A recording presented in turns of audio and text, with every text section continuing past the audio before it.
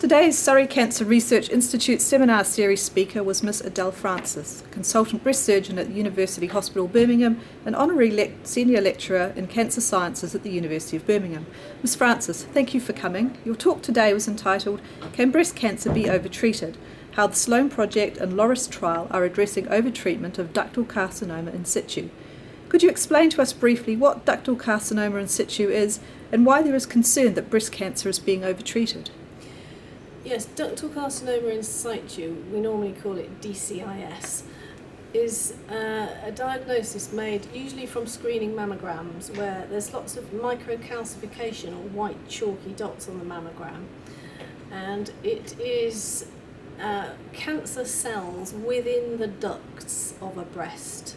They can't spread outside, so if they remain as DCIS, they're in the duct and they can't do the patient any harm.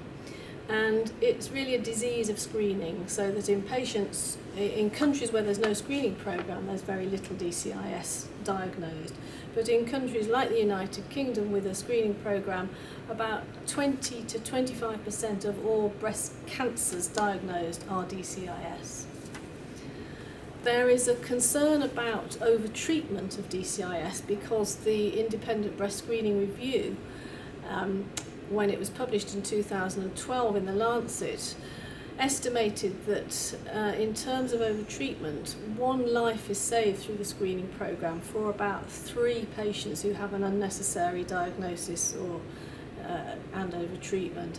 This is not exclusively DCIS, but it's thought that DCIS contributes quite a lot to those overtreatment figures.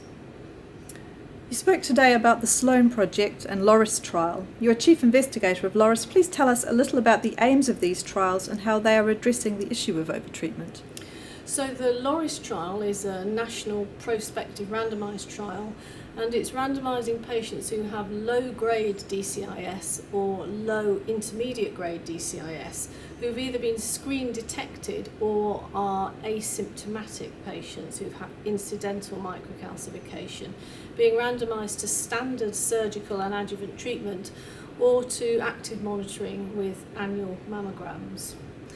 And the Sloane audit is a national audit which has been collecting data on patients with DCIS diagnosed through the screening programme for over 10 years now. So we have a huge amount of data on these patients, and it's now going into a second phase where tissue is being requested from some of these patients in an attempt to look at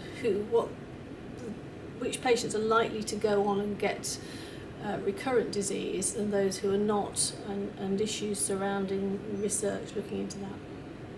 And how do you see the findings of these trials impacting current breast screening programs and the way we screen in the future?